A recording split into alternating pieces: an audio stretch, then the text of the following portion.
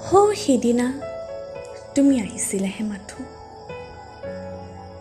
এনেদৰে যে হঠাৎ গুচি যাবা মই কাহানিও ভবা নাছিলোঁ। তোমাৰ বাবেই বহুত সপোন দেখিছিলোঁ।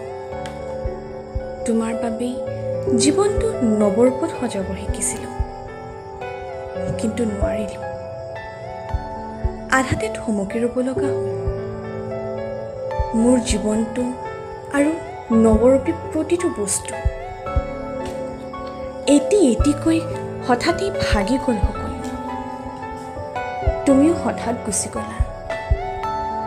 আমাৰ প্ৰেম ইতিহাসত ৰূপান্তৰিত হ'ল।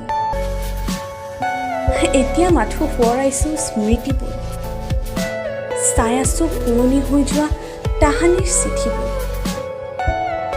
মোৰ হৃদয়ে কান্দিছে আৰু লিখিব চেষ্টা কৰিছোঁ মই এটি কবিতা তোমাৰ নামত।